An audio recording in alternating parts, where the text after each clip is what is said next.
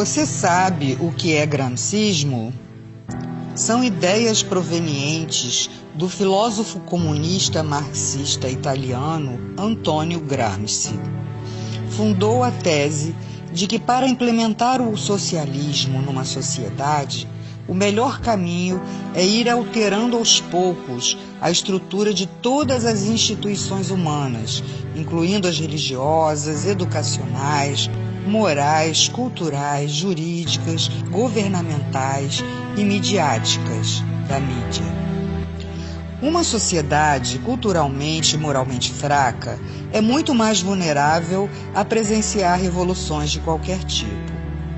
Gramsci postulou o conceito de hegemonia cultural, que é o domínio ideológico de uma classe sobre a outra, trazendo o enfraquecimento do capitalismo, culminando em uma revolução e ditadura comunista.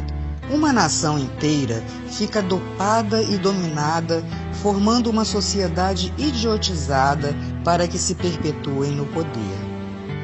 O gramscismo vem sendo adotado em vários países da América do Sul, como Bolívia, Chile, Nicarágua, Argentina, Uruguai, Peru, Guianas, Venezuela e Brasil. Aqui se tornou mais forte no governo de Fernando Henrique Cardoso, quando este permitiu a criação do Foro de São Paulo, proposto por Lula e Fidel Castro. Essa doutrina está sendo inserida em doses homeopáticas na veia da sociedade, e muitos não acreditam que estejam contaminados. O golpe comunista é feito em etapas. Primeira etapa: um governo populista. Essa fase pode ocupar várias presidências do mesmo partido ou da mesma coalizão. Assistencialismo. Ao aumento de bônus familiares por filhos, grávidas, planos de emergência, bolsas, etc. Objetivo: votos de cabresto na próxima eleição e controle sobre a classe pobre. Inchaço da máquina governamental. Com o aumento de cargos públicos, estimam-se 4 votos do grupo familiar por cada emprego público. Os capitais privados começam a diminuir seus investimentos e seus empregados são absorvidos pelo sistema público. Objetivo: votos de cabresto na próxima eleição. Aumento de salários e aposentadorias, inclusive sem contribuição prévia. Inicialmente, contam com a aprovação da classe trabalhadora e dos sindicatos. Depois, começa a espiral inflacionária que anulará todos os aumentos. O custo de vida dispara e o objetivo é fidelização de eleitores e votos de cabresto na próxima eleição. Meios de comunicação. Todos recebem dinheiro do governo, ficando assegurada a publicidade oficial.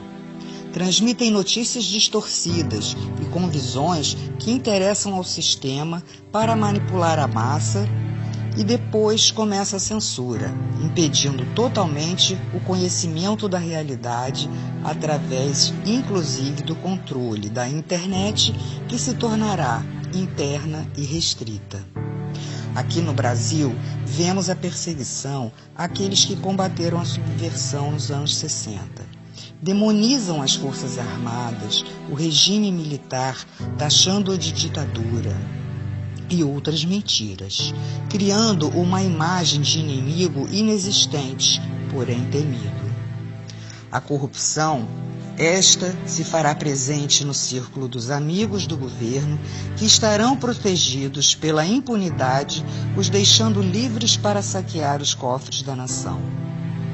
Uma outra manobra é promover falsas acusações de discriminação às minorias, como índios, homossexuais, presidiários, drogados, etc.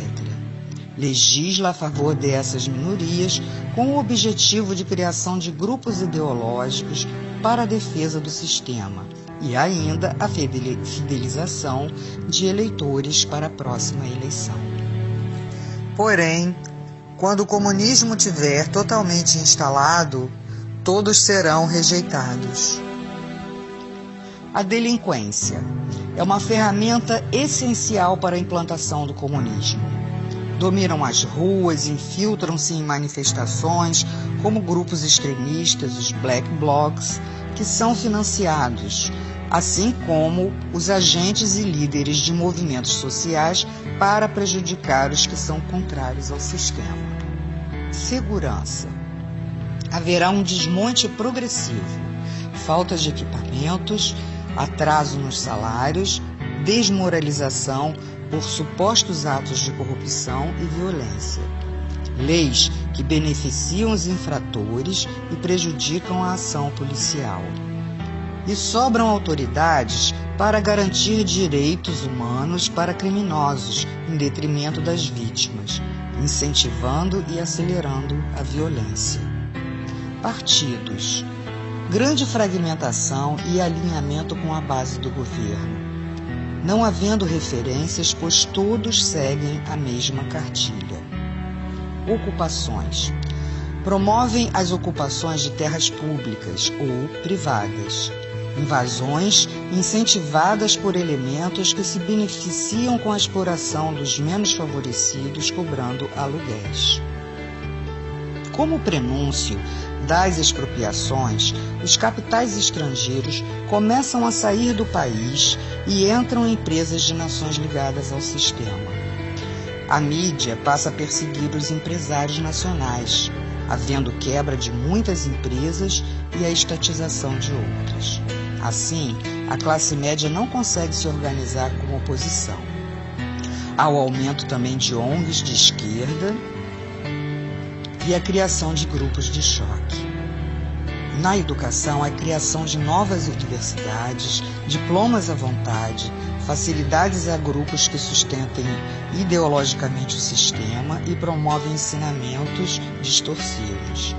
A essa altura, o nível educacional é muito baixo para que se mantenha o povo na ignorância e sob controle do Estado.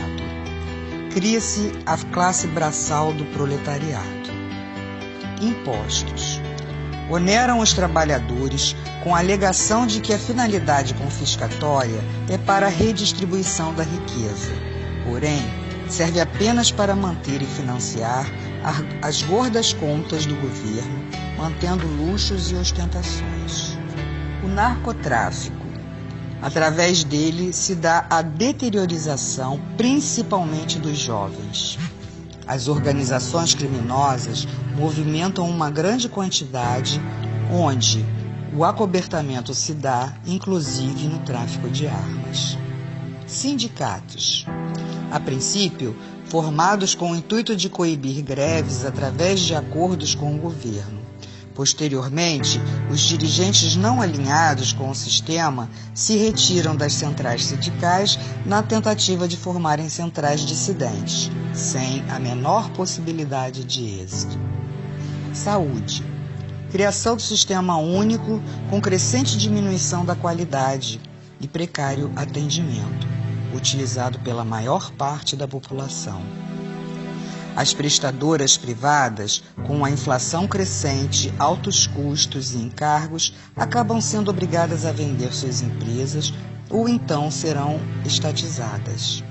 O efeito é um grande colapso na saúde. Segunda etapa. Destruição da classe média, fazendo-a culpada pela pobreza dos outros, culpada pela discriminação. Ela, temerosa, não consegue fazer frente ao sistema. Constituição. Várias modificações são feitas, criando lei da mordaça, do aborto, da censura, perseguição aos opositores, legalização da maconha. Promoção do colapso do poder judiciário, tornando-se servidor do governo. A impunidade aumenta. O crime domina as ruas. A espiral inflacionária dispara. A economia se deterioriza. Há a destruição moral e física das Forças Armadas e da segurança policial, e a centralização dos grupos de choque, que são as guardas bolivarianas defensoras do sistema.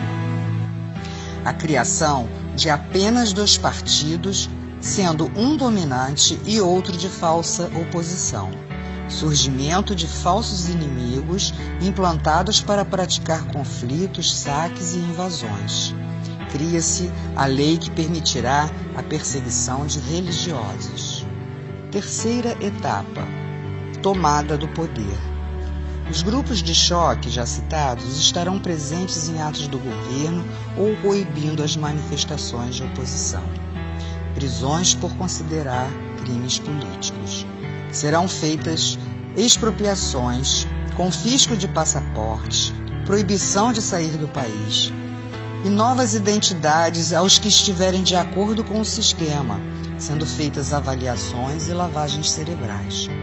Racionalização de alimentos e com direitos apenas aos que tiverem a nova identidade. Severas deportações, total controle social e fim da liberdade. Portanto, as portas do inferno estarão abertas para todos serem aprisionados com correntes e cadeados nesse sistema trevoso. Se não quisermos nos tornar escravos, devemos lutar por todos nós e nossas famílias, pela nossa liberdade enquanto há tempo. Saber o que se passa é um direito de todo cidadão. Vamos nos unir, ir para as ruas, demonstrar nossa insatisfação e pedirmos a faxina dos três poderes. Assim, teremos a chance de voltarmos a ter um país próspero, de luz e de paz. Faça a sua parte.